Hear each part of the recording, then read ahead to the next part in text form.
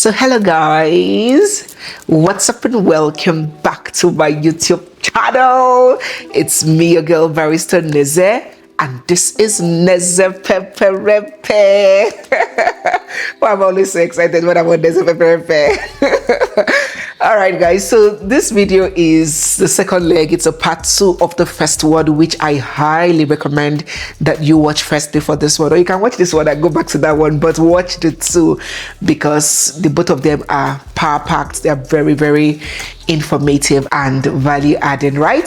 So I don't know how I'm going to title this video yet, but I might just title it Dear Women, This is Why We Would Always Be Unhappy, or Dear Women, Our Husbands Will Never Make Us Happy, in quotes. And it's just discussing why many women complain that in their marriage they're not happy, and it's just me discussing and breaking down why many women complain that they're not happy. Yes, I know some people will be expecting for me to come here and to say, oh, it's because of abuse, it's because of infidelity, it's because of this. Yes, that won't join, that won't follow. But today is like an accountability video. These videos are like, okay, these things can happen, so what can we do to protect ourselves, to ensure that we are not collateral damage in these life events that we cannot handle? We cannot keep approaching life through the lens of permanent victims, right? Sometimes we have to just take charge of our own lives in our own best interest to see how we can, make the outcome a little bit better than it would ordinarily have been if we didn't have the right tools. So yes, let us dive into the part 2 of this video. Why are we always unhappy? Married women, why are you always unhappy? 1, marriage is an institution, not a personality type. Did you hear me? Marriage is an institution, not your personality. I do not know where this marital mental madness, or I don't know what to call it, I don't know where it stemmed from. In fact, I know. Anytime I tell you guys I don't know, best believe that I do know. I actually know where it stems from. We African women have been so brainwashed, brain fogged. We have been so cultured to believe that marriage is the reason why we were created by God. Marriage is our purpose in life. That marriage is the do-all, be-all, and end-all of our existence. You meet a woman, for example, full-fledged human being created by God with her own DNA, her own brain, her own mind, her own body, spirit, and soul. And the only way that she can introduce or identify herself is as Chief's wife, as Mommy Zane. And you're just there confused and wondering, like, woman, who are you? What is your name? Most women are without an identity, without an individuality, without a life outside their marriage. They are not living, they are just existing. And then they'll wonder why they are miserable if that marriage gets shaky, or if that marriage is not living up to their expectations. Women, sit down. We need to talk. We need to talk. We need to correct this mess. Marriage is great. You know what I stand for. You know I'm so pro-marriage. Marriage is good. It's beautiful. It's one of the best gifts of life. It is a blessing, but it is not a personality type. When wife becomes your entire identity, any tension, anything that will threaten that wife position that is your entire identity will destabilize your whole happiness. Your identity as a woman must include your own values, your own goals, whether personal goals, whether health goals, whether career ambitions, your own growth and development, your own friendship and relationships outside the marriage, your own interests. For goodness sake, lady, what do you like? Not what my husband likes. Do you know some women that stick to a particular hairstyle because because their husband likes it. They don't even understand that it's even more attractive when they do something else, pepperize him with something new. Even the man will say, you didn't do that my hairstyle I like. Before you know it, you will see the man will say, this one is not looking bad. Oh, you look good. Oh. What do you like, for goodness sake? What's wrong with you, my dear sister? Being a wife is a role. It's a role. It is not your entire existence. It is supposed to be a slice of a big, beautiful cake and not the whole bakery. So when you give up everything, you drop your hobbies, your curiosity, your dreams, your social circle, your self-development for marriage, you will always be unhappy for having given up so much. And you would always feel like the other person should remain in your debts for your sacrifices. You would always be needy of approval, of appreciation. You will start feeling regrets and emptiness. And emptiness looks for someone to blame. And guess who the easiest victim or target becomes? Guess who? The closest persons become your targets. Your spouse. But sometimes if we tell ourselves the truth and we search deep, we will find that anger, that feeling of unhappiness isn't just about our spouse, isn't just about him. It's about how you hate that you neglected yourself for him. It's about how you despised that you gave up so much for him. It's about how you loathe the fact that he is not forever in your debts for having given up your whole life for wife. And guess what? Guess what that man will tell you? Do you know what he will tell you? He will ask you, did I beg you? Did I ask you? Did I force you? That is what he will tell you. Let me tell you something, my dear sisters. No husband can ever compensate you for a lifetime that you stopped building or you feel you have wasted. That guilt, that pain, that unhappiness, it will stay with you, and if care is not taken, it will die with you. Sometimes we complain about loneliness inside our marriage. It is a thing, no doubt. But the fact is that it is not always his fault. Sometimes we play a part in this loneliness and we refuse to take responsibility. Sometimes it's because we stopped nurturing our friendships. Sometimes it's because we stopped growing. We stopped nurturing relationships outside of him. We stopped rediscovering and improving, adding value to ourselves. We abandoned what once excited us and we relied on just one person to meet all our emotional needs. We give up our whole self and cannot remember what we were before we got married or what we even are inside of it. And when we do this, we set ourselves up for a lifetime of pain, regret, and unhappiness. It even goes beyond that. We even set ourselves and make ourselves prone for abuse because you have shown somebody that you are spineless, you are voiceless, you are identityless, you are a creature without direction. And when you present yourself as that object, you will be bent, twisted, chewed, and spat out at will. And this is a major cause of unhappiness for a lot of us, for so many women, so many married women. Let us be very careful not to make that mistake. Marriage is not a personality type. Marriage is a part of that wholesome person that God sent to earth. Do not ever lose you. And hello, have we even done that? I always forget myself. Have I reminded you guys, if you're new here, you're seeing my face for the first time, or if you've been watching us without subscribing, don't forget to hit the subscribe button, give the video a big thumbs up, drop your thoughts and comments because we love to read them.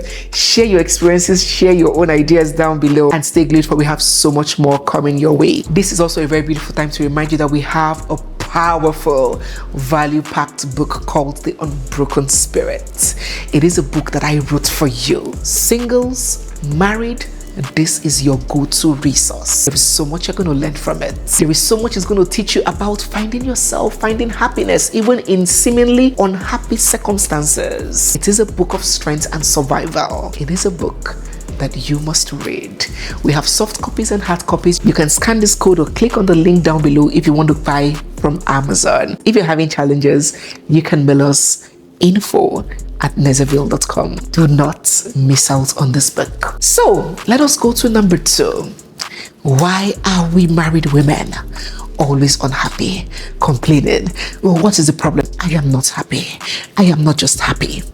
Second reason.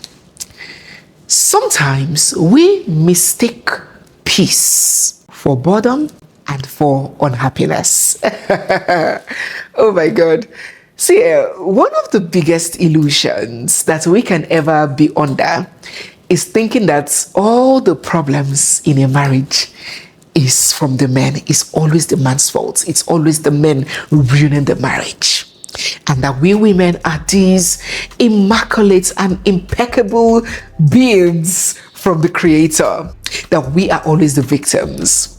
Yes, I admit that more often than not, the big problems, the big ones that cause the divorces or cause the major strains in marriage, especially in our African marriages, many times come from the men, right? The patriarchy has given them room to do a lot of things that a woman will not ordinarily get away with, right? And it has caused a lot of challenges, yes. But there are still several of we women that create and bring about our own unhappiness and unhappiness for our spouses. And this reason is one of them.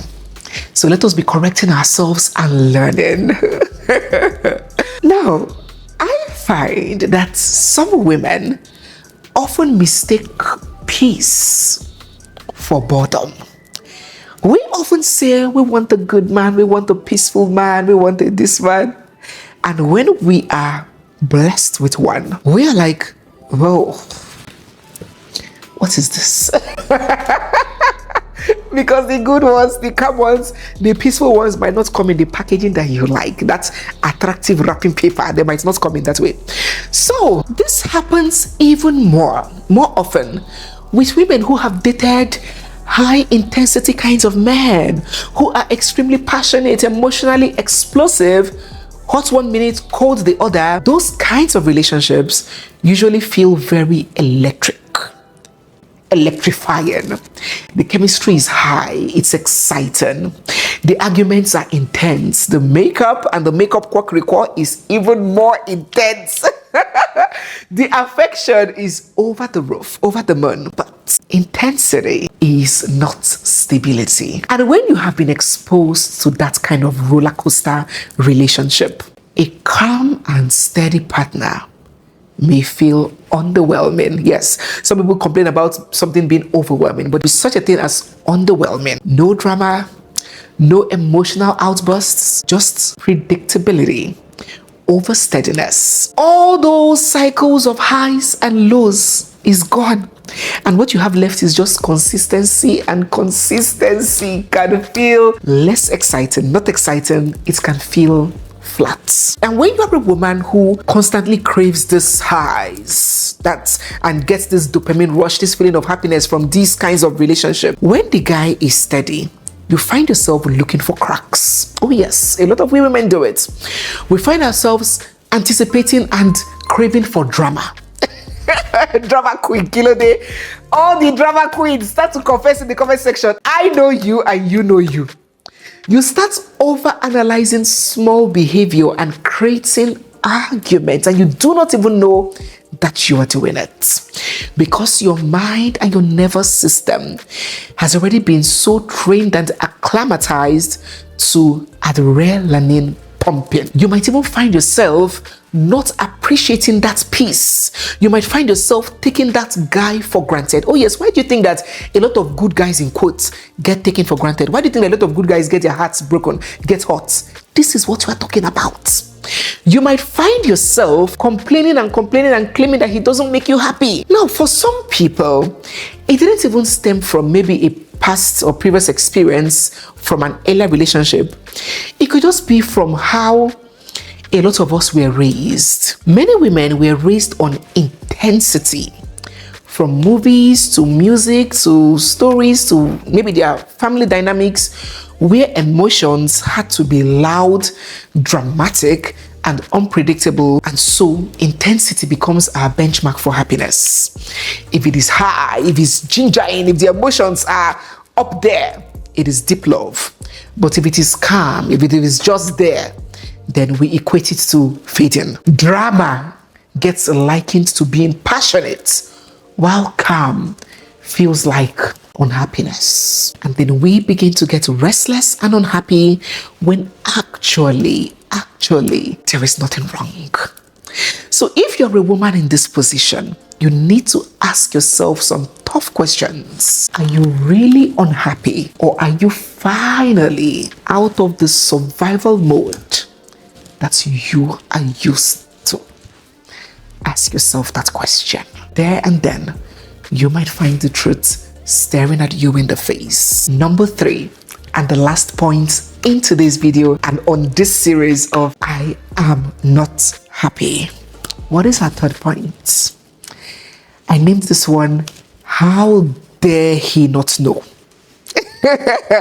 I labeled this point, how dare he not know? Because actually, how dare he not know? Because we know. You see, one of the biggest mistakes that men make in marriages is thinking that women are like them. Expecting similar thinking, similar reactions, similar mindsets. So also, one of the biggest mistakes that we women make is assuming that men are like women. The minute, the point, the day we start understanding how different, significantly different we are, and start leveraging on those differences for the collective advantage of the team, of the units, only then will so many marriages start making headway. Women generally are very intuitive people. When we walk into a room, we scan around for just 1 minute and we already know who likes us and who does not like us. We know. But a man can be in company of people, can be in a gathering for 1 year, and he will not know that they don't like him, or they don't want him there, or they want him to leave, or maybe he has overstayed his welcome, or they are merely tolerating him because of what he is giving them. He will be there dancing, vibing, and having the time of his life without knowing. I have never seen people, a species, as clueless as the average man. And when I say clueless, it can even be a compliment. I don't mean it as a disadvantage. I don't mean it as a bad thing entirely. That is why it is easier to work with a male boss most times than a female boss. Because a man might not notice the little things, the little attitude, the gestures that a woman will quickly pick on, a woman will quickly observe and take offense at. And that is why they do not easily notice our own flaws as much as we notice theirs. You are there as a woman complaining, hey baby, look at my thighs. I have gained them 2 kg. I have gained 1 kg. And the man is like, what the hell is she talking about? She looks just the same way. She's just as attractive as she is. And he will be like, baby girl, climb the bed, Joe. Nothing is wrong with your lap. Come here, wait till they worry you. Bring body, make I rock. They do not see the things, the tiny details that we see. So it can even be a strength and a weakness. We as women see things, notice things, observe things, know things that they do not see and catch as fast as we do. And because we women are this way, we expect the same level of emotional intuition from our husbands, from our bubbles. And then we end up constantly disappointed and unhappy, frustrated that he just can't. Let me give us an example. So, you're overwhelmed. Maybe you're tired, you're going through something, or you're carrying so much load mentally. And as a woman, you begin to drop hints. Your walking steps get faster. Your sighs get deeper. They get deeper, they get louder. Now, you expect him to notice that shift and to know why that shift happened. You expect him to notice it quickly as you will, and they respond perfectly. And then he doesn't. They hardly. If, for example, my husband is upset, best believe that I know why he's angry. I know exactly when he got angry, and I know what I did that got him upset. But I may be angry, and he will be wondering what he did to get me angry. He might know maybe when my attitude changed a bit, but he might not even know what he has done to have gotten me upset. Many of our odogus do not. Let me know down in the comment section if you have this similar experience where your husband does not know what he did to get you angry. They never know. They do not possess that natural intuition that we women possess. So we expect them to read our minds, to understand these clues when we drop them. Or we believe that we have said some certain things one too many times and we expect that they should already know by now. And because we are upset and offended that they do not still know, we start communicating wrongly. And nothing, absolutely nothing, makes men shut down. Even children shut down when you communicate wrongly to them. Teenagers shut down. Not to talk about full-blown adults. Nothing makes a man shut down faster than when the communication is done wrongly or disrespectfully, right? And when they shut down and do not hear us because we are either not communicating or communicating wrongly, we begin to feel unseen, unsupported, unheard. Anger starts building. We become overwhelmed with feelings of unhappiness. And the very dangerous part about this particular one is because he doesn't even understand how much of a problem there is, while you, on the other hand, are dying slowly, pulling away emotionally. Dear leaders, most times it is good for us to communicate our grievances rather than dying in unhappiness, hoping that they will figure it out. And you might feel like, oh, if I talk, it will lead to problem. Like, I don't want problem. I don't have time for problem. Sometimes it's not the communicating that causes the problem. Sometimes it is our approach, how we communicate it. Most men that are not lunatics, the average man will listen, will not cause problem if the communication is done right. Let us learn to communicate rather than assume that our husbands are mind readers. Nobody is. He can guess one or two times, but on the general, he is not a mind reader. So yes, my leaders, I know that there are some men that go out of their way completely to bring pain, sorrow, and unhappiness to their wives. Some spouses have mental, or should we call it personality disorders, like some husbands that are covert narcissists, yes. But we cannot keep approaching or having every conversation assuming that all husbands and all men are narcs and all women are victims. No, all men are not the devil. Sometimes we need to self-reflect. We need to introspect. We need to search inwards. And if we do, we will find that many of our sufferings come from us, originate from us. The foundation we set, the approach we take, our approach not just towards our spouses, but our approach towards our own selves, our approach towards life in general. If we choose to be sincere with ourselves, we would find the role that we play in our own suffering. And I want to leave us with this.